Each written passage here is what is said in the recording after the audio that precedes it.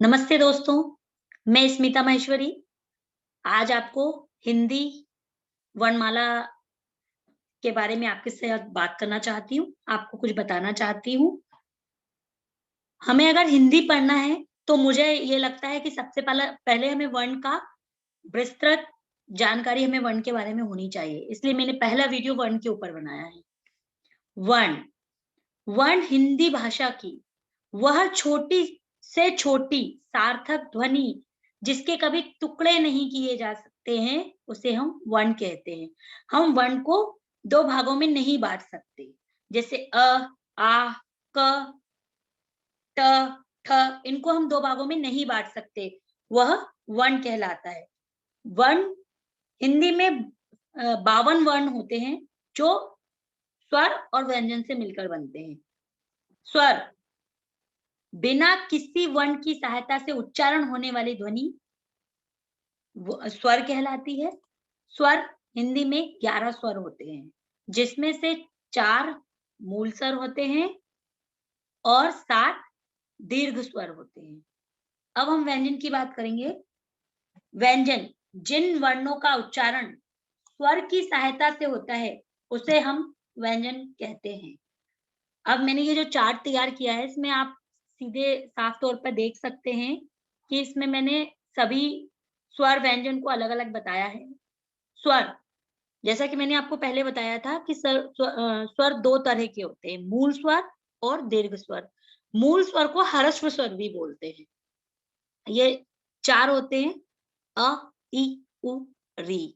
दीर्घ स्वर आ, इ, उ, ए, ऐ, ओ, औ। आपने देखा होगा कि जो मूल है उसमें कोई मात्राएँ नहीं है और जो दीर्घ हैं वो सारे जिनको हम समझने के लिए या हम कभी बच्चों को समझाते तो बोल देते हैं ये बड़ा है, बड़ी ई है, बड़ा ऊ है। तो आप उनकी पहचान इस तरह से कर लेना कि जो बड़े अक्षर होते हैं वो दीर्घ होते हैं और दीर्घ का मतलब भी बड़ा होता है और मूल जिसमें कोई मात्रा नहीं होती वो मूल स्वर है। इसके बाद हम व्यंजन की बात करते हैं। हमारे हिंदी भाषा में व्यंजन वर्णमाला में 41 व्यंजन होते हैं, 41 व्यंजन, जिसका अलग-अलग प्रकार होते हैं, जैसे स्पर्श व्यंजन, अंतस्थ व्यंजन, ऊष्म व्यंजन, आगत व्यंजन, संयुक्त व्यंजन। स्पर्श व्यंजन, इस स्पर्श व्यंजन 25 मुख्य और 2 ये ढ और ढ, ये लास्ट के 2 25 25 के साथ लास्ट के 2 प्लस हो जाते हैं तो 27 हो जाते हैं।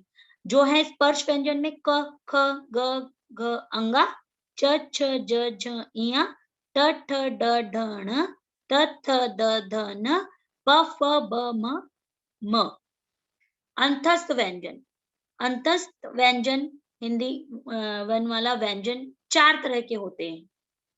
य, र, ल, व। आप जब भी इसका उच्चारण करेंगे तो आप ये पाएँगे कि अ, य, र इसकी ध्वनि अंदर से निकलती है, इसलिए इसे अंतस्थ व्यंजन कहते हैं। ल, ब आप खुद ही महसूस करेंगे कि ये अंदर से आ रही है, इसलिए इसे अंतस्थ व्यंजन कहते हैं। ये समझने के लिए मैं आपको बता रही हूँ, आप भी कोशिश करोगे, ट्राई करोगे तो आपको समझ में आ जाएगा। इसके बाद हम ऊष्म व्यंजन की बात करते हैं। ऊष्म व्यंजन, ऊष्म का मतलब होता है गर्म। जब आप श बोलो और अपने होठों के आगे अपना हाथ आगे करके गद्दी आगे करके देखेंगे तो श बोलेंगे तो आपको गर्म हवा निकलेगी। श, श, स, ह। जब वो गर्म हवा निकलती है तो उसका मतलब होता है ये ऊष्म व्यंजन है, इसलिए इन्हें ऊष्म व्यंजन कहा गया है। आगत व्यंजन, आगत व्यंजन ज़ और फ ये अ, हमने ये हमारे हिंदी वर्णमाला के ना होते हुए कहीं बाहर से आए हुए व्यंजन होते हैं, तो इसे हम आगत व्यंजन कहते हैं। इन दोनों की चर्चा मैं अपने अगले वीडियो में ये आपको बताऊँगी कि ये कहाँ से आए हैं और इन्हें आगत बोलते हैं, ये कहाँ से आए हैं, इनका प्रयोग कैसे होता है, ये मैं अपने अगले वीडियो में आपको बताऊँगी।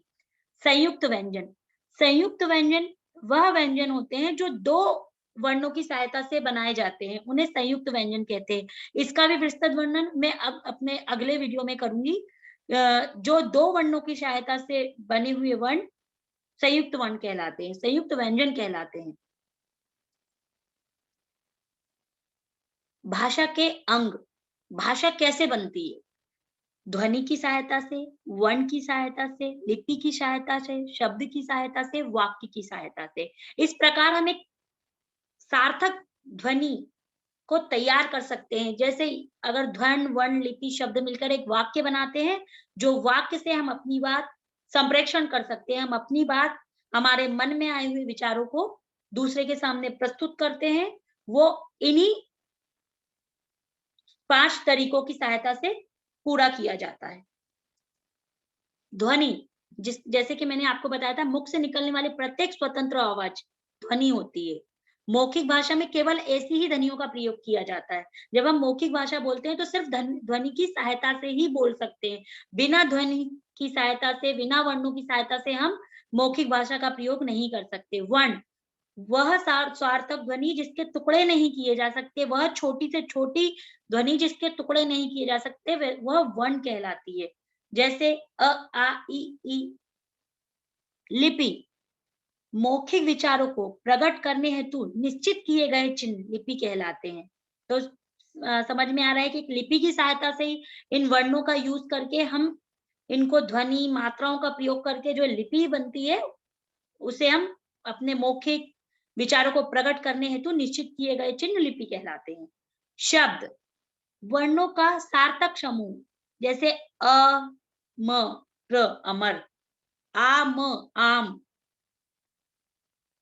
रोटी, रोटी। इस तरह से जब हम वर्णों का सार्थक समूह बनाते हैं, वो क्या कहलाता है? शब्द कहलाता है। शब्द समूह का इसी तरह वाक्य, शब्द समूह का सार्थक विन्यास जिससे अर्थ और भाव की पूर्ण अभिव्यक्ति हो, वाक्य कहलाता है। सीधे और साफ तौर पे जब हम बात करते हैं, तो हम एक-एक वर्ण में तो बात कर नहीं सकते, हम वाक्यों का प्रयोग करते हैं। जैसे आप कहाँ जा रहे हो? इसमें हमने ध्वनि, वर्ण, लिपि, शब्द, वाक्य सभी का प्रयोग करके एक सार्थक वाक्य बनाया है, जिसकी सहायता से हम एक-दूसरे से संप्रेषण कर सकते हैं, वाद-विवाद कर सकते हैं, लिख सकते हैं। उस सार्थक वाक्य को हम लिख सकते हैं, बोल सकते हैं, सुन सकते हैं और एक भाषा को सार्थक रूप से प्रस्तुत कर सकते हैं। इसे कहते हैं वाक्य। भाषा के प्रकार, मुख्य रूप से भाषा के 2 प्रकार होते हैं, मौखिक भाषा और लिखित भाषा। मौखिक भाषा अपने, जैसे कि मैंने आगे बताया था कि अपने विचारों को हम किसी और को प्रस्तुत करके, मन में आए विचारों को प्रस्तुत करना संप्रेषण कहलाता है। और संप्रेषण कैसे करेंगे? मौखिक भाषा के द्वारा। तो अपने विचारों और भावों को जब हम बातचीत के द्वारा प्रकट करते हैं, बात करके मुँह से मौखिक लिपि के द्वारा प्रकट करते हैं, उसे हम मौखिक भाषा कहते हैं। ये मुझे पता है दोस्तों, ये आपको पता होगा, लेकिन मैं अपने वीडियो को संपूर्ण रूप देना चाहती थी, इसलिए मैंने भाषा के प्रकार को भी इसमें जोड़ लिया। इसके बाद है लिखित भाषा। अपने विचारों को जब हम लिखित रूप में प्रकट करते हैं, प्रस्तुत करते हैं, उसे हम लिखित भाषा कहते हैं। जैसे मैंने अपने विचारों को इस वीडियो में प्रस्तुत किया, ये लिखित भाषा है। आप पढ़ रहे होंगे तो आपके लिए मौखिक हो गई। इसी तरह से मौखिक भाषा और लिखित भाषा, भाषा के 2 रूप होते हैं। थैंक यू मित्रों। आप जो भी आपका सजेशन होगा, कृपया मुझे कमेंट बॉक्स में लिख के भेजिए। Thank you.